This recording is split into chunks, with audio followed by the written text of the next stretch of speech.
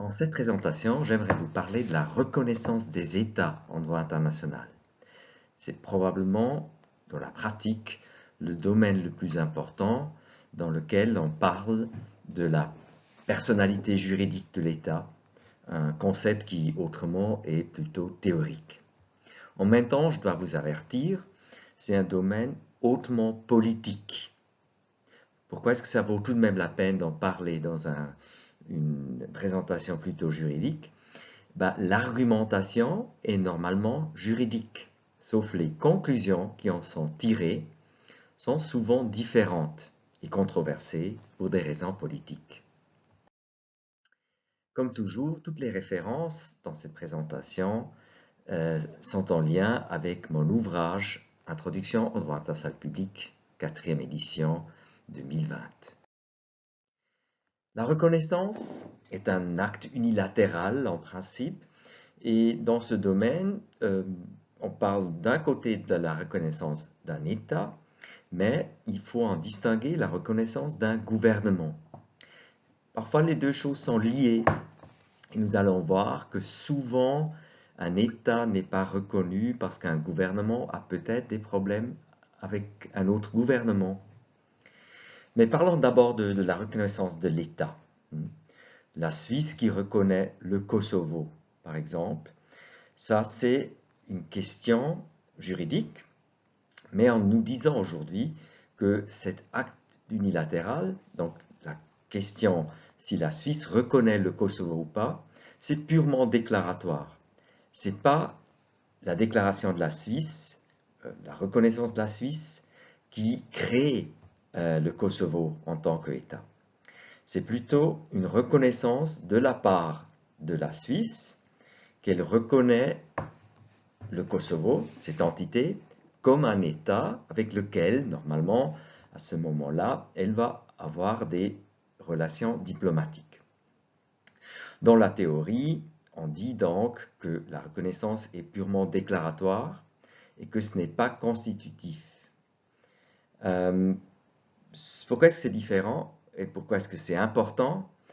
Au XIXe siècle encore, vous trouvez des auteurs qui ont essayé de développer une théorie comme quoi l'État devient État au moment où il est reconnu.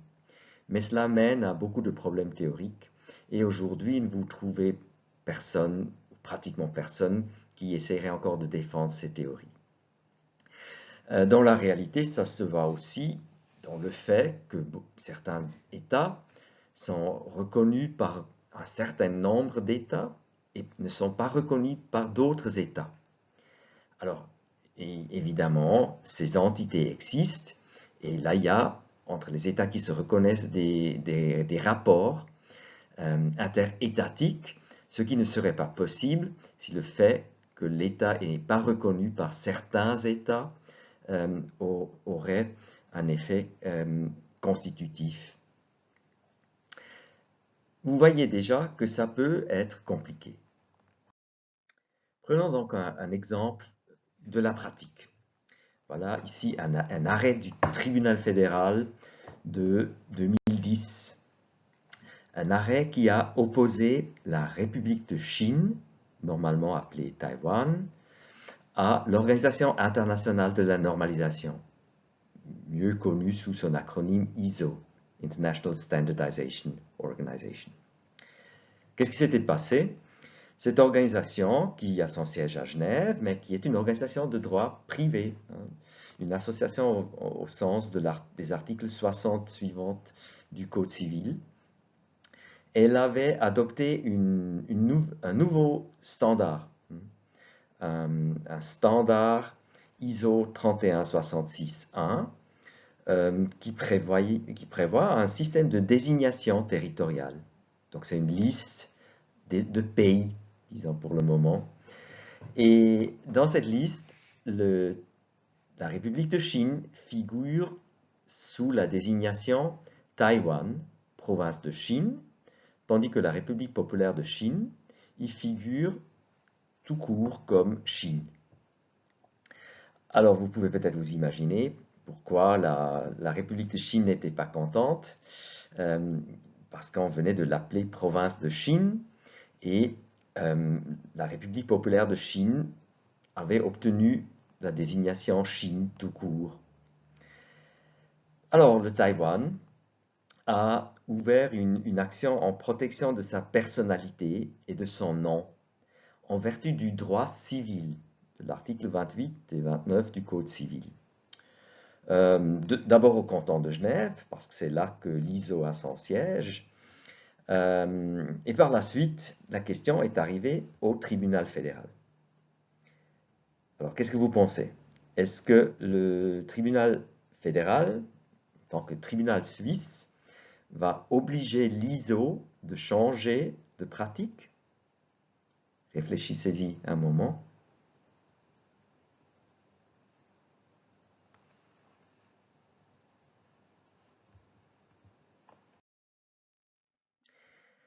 Voilà ce que le tribunal fédéral a dit.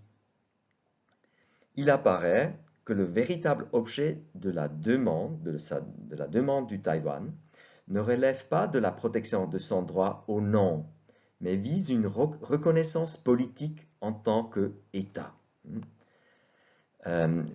C'est déjà un peu bizarre, vous avez peut-être pensé, qu'un État, le Taïwan, invoque le code civil, qui en principe est applicable entre personnes. C'est vrai, entre personnes régies par le droit civil, ce que les États ne sont normalement pas. Mais ici, le tribunal fédéral donc ne s'oppose pas, mais il dit que la demande de la République de Chine ne concerne pas vraiment le droit au nom, mais que c'est en principe le souhait du Taïwan d'être reconnu comme État sous le nom de République de Chine. Mais ici, le tribunal dit donc, la reconnaissance d'un État ne relève pas des tribunaux civils, mais du Conseil fédéral. C'est le Conseil fédéral en tant qu'organe étatique qui décide avec quels États il maintient des relations diplomatiques et quels États il veut reconnaître. C'est l'article 184 de la Constitution qui donne cette compétence au Conseil fédéral. Le tribunal fédéral continue. Ces éléments montrent également que la recourante, donc la République de Chine, n'agit pas en tant que titulaire d'un droit privé, mais défend les intérêts étatiques. Et donc, on fait allusion ici au droit international public qui devient applicable. L'objectif qu'elle poursuit ne peut être atteint par la voie d'une action en protection de la personnalité, mais uniquement par la reconnaissance. Et reconnaissance ici en vertu du droit international tel que nous sommes en train de la découvrir. C'est dire que les tribunaux civils genevois n'étaient pas compétents pour connaître du litige qui leur était soumis. Et donc que le tribunal fédéral ne peut pas entrer en matière. Donc vous voyez ici le tribunal fédéral qui devait se poser cette question, ce que ça signifie, la reconnaissance d'un État. Et ici, il n'a pas dû aller dans les détails et dans les définitions, parce qu'il a simplement dit, ce n'est pas le tribunal fédéral qui décide quels États seront reconnus par la Suisse, mais c'est le Conseil fédéral. Un autre exemple, un peu plus historique, mais assez important, peut-être aussi pour comprendre l'actualité, c'est l'exemple des Bantoustans. Alors, nous sommes dans la région de l'Afrique du Sud. Et pendant la période de l'apartheid, donc la période pendant laquelle le gouvernement de l'Afrique du Sud de l'époque voulait séparer le plus possible les races, le gouvernement sud-africain avait l'idée de désigner sur son territoire plusieurs districts isolés et de les considérer comme des homelands ou des Bantoustans, c'était le nom appliqué, et de les considérer et de recommander à d'autres États de les reconnaître comme des États indépendants. des États séparés de l'Afrique du Sud. Quelle est la raison pour une telle manœuvre? L'idée, c'était qu'à ce moment-là, les personnes qui vivaient sur ces territoires vivaient dans d'autres États, avaient donc une autre nationalité et automatiquement n'auraient pas les mêmes droits que les résidents et citoyens de l'Afrique du Sud. Il faut dire que en Afrique du Sud, à ce moment-là, bien sûr, les Noirs ne disposaient pas des droits civiques que les Blancs avaient. Et donc, ici, c'était un outil pour renforcer cette séparation et cette discrimination. Ici, vous avez une carte sur laquelle vous pouvez voir un peu les différentes entités qui ont été créées. Alors, sur le plan international, il se posait la question de la reconnaissance. Devaient d'autres États reconnaître ces entités, ces Bantoustans? Il y avait un territoire, il y avait une population, nous venons de le voir. La question, comme très souvent, évidemment, était celle de savoir si c'était des gouvernements effectifs et exclusifs, souverains, nous pourrions aussi dire. Si on voit que finalement, c'était l'Afrique du Sud qui avait créé ces entités et que ces Bantoustans dépendaient totalement de la volonté du gouvernement sud-africain.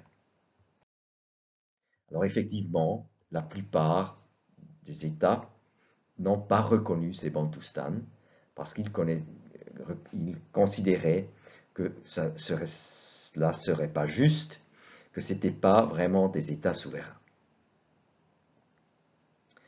Un autre exemple qui est d'une grande actualité aujourd'hui, où on voit aussi que peut-être cette théorie de la reconnaissance des États et de la définition de l'État a ses limites, ce sont les failed states. C'est un terme qu'on utilise normalement en anglais.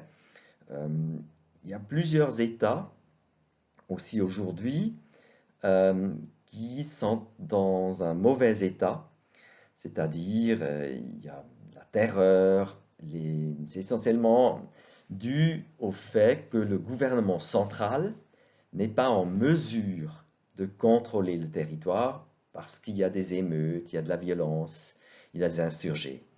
Alors ici, vous avez plusieurs exemples où on a parlé de failed states.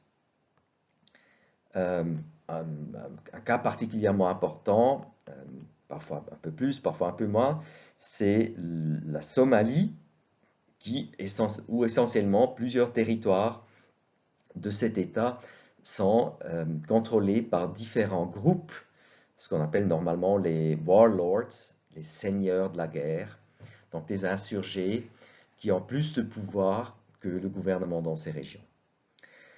Alors, quel est le problème théorique qui se pose? C'est la question de savoir, mais est-ce que là, c'est vrai, il y a un territoire et il y a une population, mais il y a plusieurs gouvernements. Il y a un gouvernement officiel, mais qui ne peut pas s'imposer. Et puis il y a d'autres groupes, par exemple des seigneurs de la guerre, qui contrôlent le territoire. Alors est-ce qu'on peut, par exemple, dans le cas de la Somalie, encore parler de l'existence d'un État si le gouvernement officiel ne contrôle qu'une petite partie, et parfois pratiquement rien? Il y a eu des moments où le gouvernement a dû s'exiler.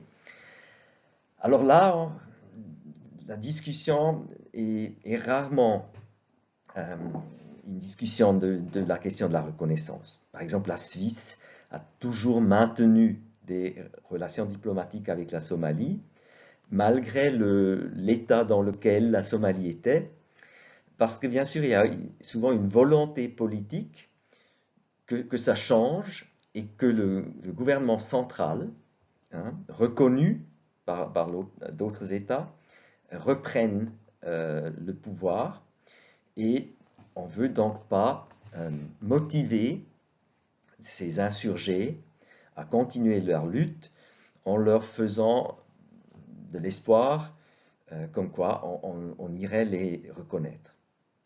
Alors, reste donc la Somalie un État, même dans des situations où le gouvernement n'est pas vraiment souverain, n'est pas exclusif et ne contrôle pas tout son territoire.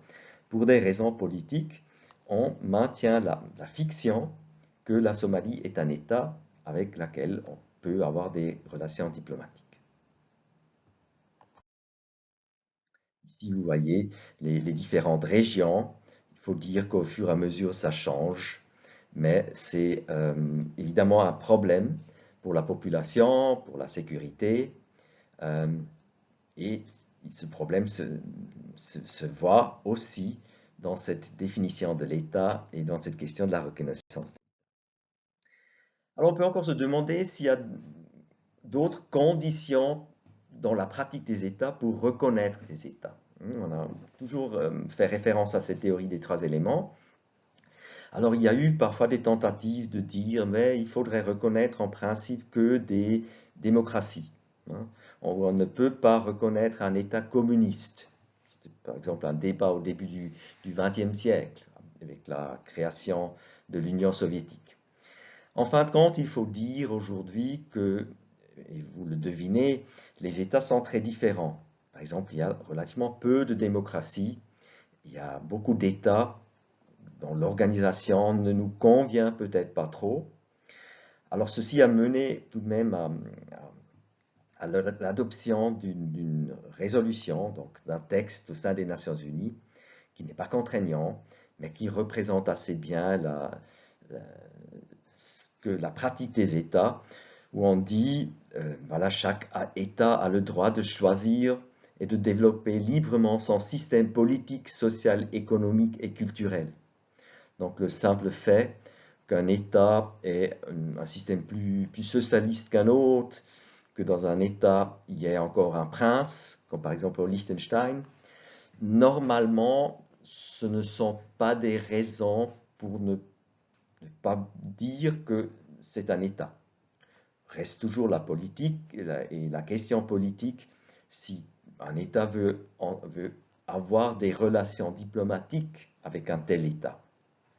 Mais nous allons voir que pour des raisons pratiques, souvent on cherche à avoir des contacts et des relations diplomatiques avec le plus grand nombre d'États possible. Parce que sinon, on crée des vides. Et donc, il faut avoir des bonnes raisons politiques, normalement, pour ne pas reconnaître un autre État. Je vais vous montrer des exemples aussi. Donc, on peut dire que la reconnaissance d'un État, c'est tout de même un acte assez politique. Mais je viens déjà de dire que parfois, même si on est réticent à reconnaître un autre État, ce serait peut-être tout de même pratique de pouvoir négocier avec cet État, de pouvoir avoir des échanges avec un État, de pouvoir clarifier certaines choses.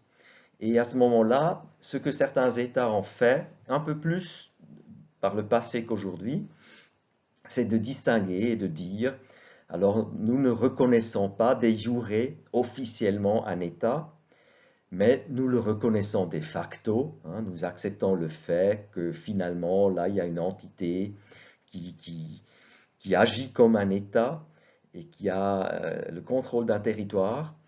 Et donc, même si nous ne voulons pas le reconnaître officiellement, nous allons avoir des contacts avec cet État. Donc, et ça, on appelle parfois une reconnaissance de facto.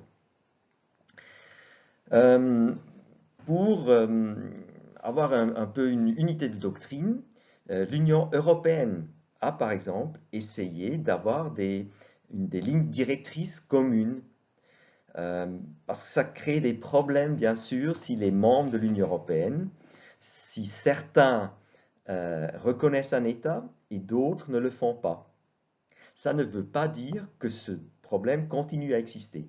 Donc on a développé dans les années 90 déjà certaines lignes directrices, mais on a vu plus tard qu'il reste tout de même des problèmes.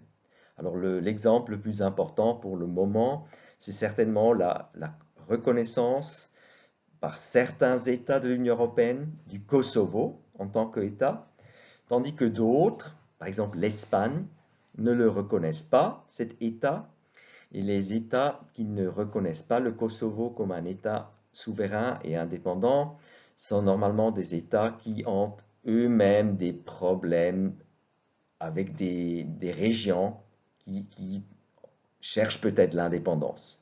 Alors dans le cas de l'Espagne, vous êtes probablement au courant, c'est surtout la question aujourd'hui, la question de la Catalogne et par le passé certainement aussi du Pays basque. Alors on peut dire donc pour l'Union européenne, ce serait souhaitable d'avoir une approche commune, mais comme dans beaucoup de domaines, le fait que c'est souhaitable ne fait pas que l'Union européenne ait trouvé une solution et vraiment une approche unifiée. Un autre problème important en Europe, qui concerne aussi l'Union européenne, mais aussi la Suisse, c'est l'existence des deux États de Chypre, hein, au moins de deux entités qui elles-mêmes revendiquent d'être des États. Alors il y a d'un côté la République de Chypre, qui est la partie un peu plus grande au sud de cette île, et puis il y a la RTCN, une entité qui elle-même s'appelle République turque de Chypre Nord, RTCN. Alors comment est-ce qu'on est arrivé là?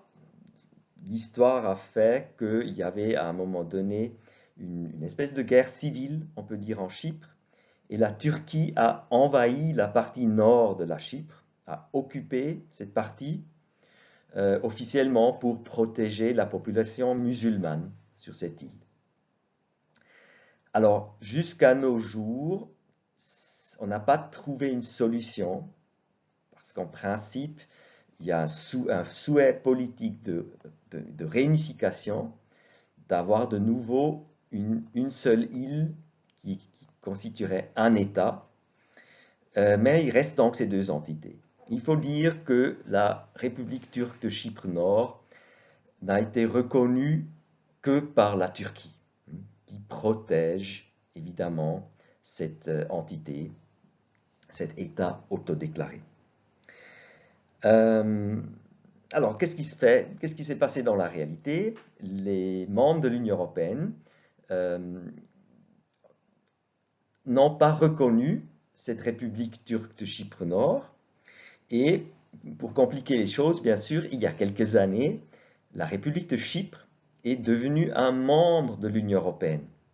Donc, c'est clair, les États européens reconnaissent la République de Chypre comme l'État légitime qui, en principe, devrait occuper et s'installer sur l'ensemble du territoire de l'île de Chypre. Malgré cette situation, donc la non-reconnaissance de la République turque de Chypre Nord, l'Union européenne a besoin d'avoir des contacts et des rapports, notamment avec la Turquie, parce que c'est tout de même un voisin important, actuellement par exemple concernant la question des réfugiés, mais évidemment aussi dans d'autres domaines. Et donc, il y a quelques années, la Turquie et l'Union européenne ont ratifié un protocole d'Ankara, ou officiellement un protocole additionnel à l'accord établissant une association entre la Communauté économique européenne et la Turquie suite à l'élargissement de l'Union européenne. C'est pour un traité international pour garantir les rapports et les relations économiques entre l'Union européenne et la Turquie. Ça a été signé, mais il y a évidemment un problème.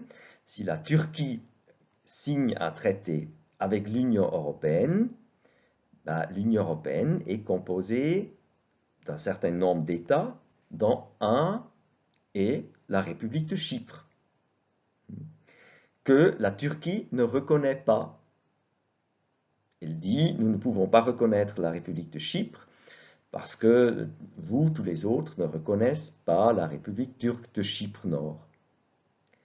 Alors la question qu'on s'est posée, bien sûr, lors de ces négociations, était de savoir si le fait de signer un tel traité signifiait que la Turquie reconnaît maintenant la République de Chypre, la partie sud de l'île, qu'officiellement elle n'a pas reconnue.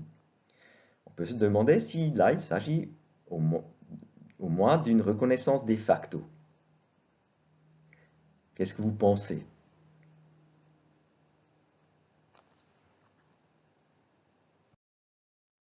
Alors la Turquie, évidemment, y a aussi réfléchi et lors de la signature, elle a fait une déclaration. Elle a fait la déclaration suivante. La signature, la ratification et l'application de ce protocole ne signifient en rien une reconnaissance de la République de Chypre à laquelle le protocole se réfère. Donc, vous voyez ici, on reconnaît que le protocole couvre aussi la République de Chypre, mais la Turquie dit que cela ne signifie pas une reconnaissance. Alors, quelle était la réaction de l'Union européenne?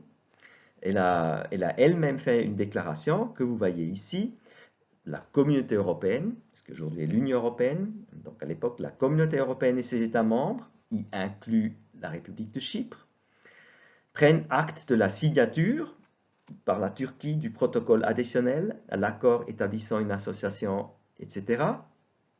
Et la Turquie, d'autre part, conformément aux conclusions du Conseil européen du décembre 2004, les États membres de l'Union européenne et l'Union européenne regrettent que la Turquie ait estimé nécessaire de faire une déclaration concernant la République de Chypre au moment de la signature. La reconnaissance de tous les États membres de l'Union européenne, y inclut la République de Chypre, est une composante nécessaire du processus d'adhésion. Donc vous voyez, il y a ici une certaine tension entre ce que dit et déclare la Turquie et ce que déclare ici l'Union européenne. Tout de même, les deux ont signé ces traités parce qu'il est important, ce protocole d'Ankara pour l'Union européenne et la Turquie, mais on voit que là-dedans, il y a au moins un domaine, celui de savoir si ça vaut reconnaissance de la République de Chypre, qui reste controversé. Et là, vous voyez donc, si vous étiez le conseiller juridique de la Turquie ou de l'Union européenne ou d'un État membre, de Luxembourg, c'est le genre de questions qui finit sur votre bureau et vous devez savoir ce qu'on pourrait faire. Et vous pouvez voir ici que les conseillers juridiques des deux entités sont arrivés à la conclusion qu'il fallait faire des déclarations à part, une qui a été faite par la Turquie et l'autre qui a été faite par l'Union européenne. Regardons maintenant d'un peu plus près la position officielle de la Suisse. Alors là, en Suisse, le gouvernement dit régulièrement qu'il faut aussi distinguer entre reconnaissance d'un État et la reconnaissance d'un gouvernement. La Suisse reconnaît de nouveaux États normalement si elle est reconnue par d'autres États aussi et si la création de cet État paraît légitime et irréversible.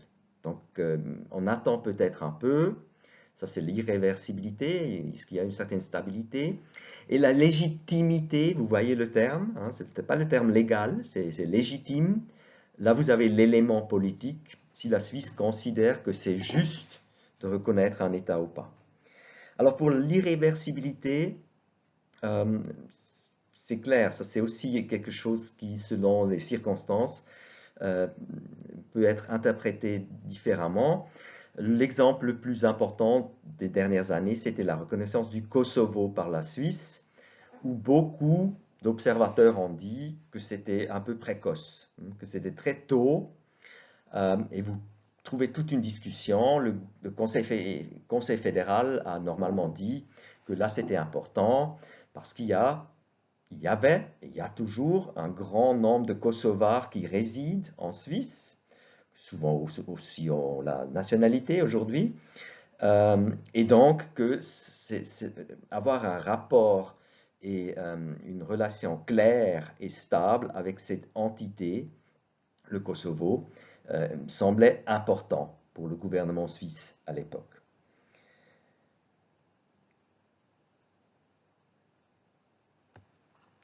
De manière générale, le gouvernement suisse accepte aussi la fameuse théorie des trois éléments, territoire, population et autorité publique, qui est souveraine, mais nous venons de voir tout de même que cela souvent n'est pas vraiment la réponse aux problèmes qui se posent. Ici, on parle maintenant des gouvernements, et la Suisse a toujours dit qu'un changement de gouvernement ne modifie en rien la qualité d'un État. Alors aujourd'hui, ça nous semble normal, hein, les États changent de gouvernement constamment. La question s'est tout de même posée parfois, qu'est-ce qu'on fait si un gouvernement arrive au pouvoir qu'on n'aime pas du tout? Est-ce que ça signifie qu'on n'a peut-être plus de relations diplomatiques avec l'État? Alors là, c'est possible politiquement, mais la Suisse, normalement, essaie de maintenir des relations diplomatiques, même si elle n'est peut-être pas totalement contente avec un gouvernement qui est arrivé au pouvoir. Cette question, aujourd'hui, voilà, laisse une certaine marge de manœuvre, mais normalement, on attend, et donc on maintient des relations diplomatiques. L'exemple le plus important pour l'histoire suisse, c'est certainement la rupture des relations diplomatiques entre la Russie et la Suisse. Ou plus précisément, la Suisse avait des relations diplomatiques avec l'Empire russe du Tsar du 19e siècle. Et au début du 20e siècle, suite à la révolution soviétique, il y a eu des problèmes et les relations diplomatiques ont été suspendues. Et il y a eu une très très longue période pendant laquelle la Suisse n'avait pas de relations diplomatiques normales avec l'Union soviétique, parce qu'il y avait dans certains milieux une certaine réticence à reconnaître ce gouvernement communiste. Cela posait beaucoup de problèmes et donc c'est une leçon peut-être apprise de l'histoire. Arrivons au dernier exemple de cette unité, mais un des exemples qui semble éternel, malheureusement, c'est certainement la question de savoir si la Palestine est un État, ou autrement dit, si l'État de Palestine existe. Alors, commençons aussi avec un exemple concret. Comment cette question se pose dans la réalité, dans la pratique des États. Ici, vous trouvez un bulletin, un communiqué de presse de 2012, où la Suisse a déclaré qu'elle soutient la demande palestinienne de changement de statut à l'ONU pour devenir observateur étatique. Et là, j'ai pris l'extrait. Le texte, c'est le texte original. Alors, qu'est-ce qui s'est passé à l'époque? La Palestine avait déjà été observateur. À l'ONU, il y a plusieurs statuts d'observateur et on peut être observateur même en tant que ONG. Donc là, on est relativement flexible et ça laisse beaucoup de marge de manœuvre pour accepter qu'il y ait des observateurs. Ça facilite l'échange avec la société civile. Mais il y a un statut particulier qui s'appelle observateur étatique. Et là-dedans, il y a évidemment le terme État. Et donc, ça veut dire que pour avoir ce statut, il doit s'agir d'un État.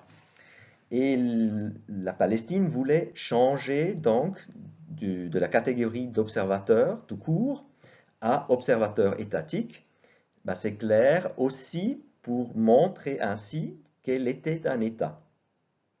Alors, il y avait beaucoup d'États qui n'étaient pas pour, mais cette question, ce changement de classe, pour être accepté comme observateur étatique, il faut une simple majorité de l'Assemblée générale. Et l'Assemblée générale, vous le savez déjà, ou on va le voir plus tard, c'est l'ensemble des États. Et donc là, il y avait effectivement une majorité qui reconnaît la Palestine comme un État, et donc ça passait.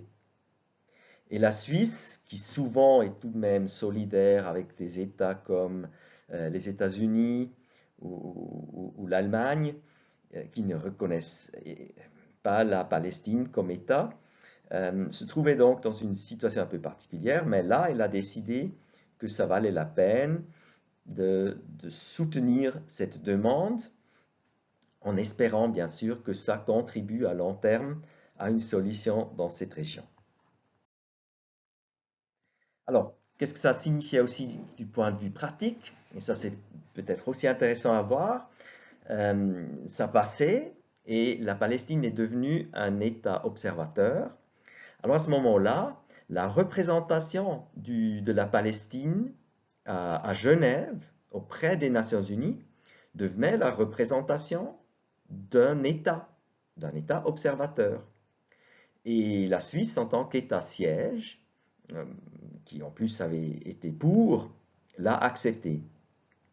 Et pour une question de cohérence, la Suisse a dit à ce moment-là, ben, si maintenant la représentation de la Palestine à Genève est étatique, ben, il faut aussi modifier le statut juridique de la délégation générale de la Palestine à Berne. Parce qu'à Berne aussi, la Palestine avait, et vous voyez ici ce nom un peu particulier, une délégation générale. Et à ce moment-là, Berne, le gouvernement suisse, a décidé que pour rester cohérent, il fallait aussi donner le statut juridique d'une représentation étatique à ce bureau à Berne. Et le communiqué de presse que vous voyez ici, c'est exactement ça.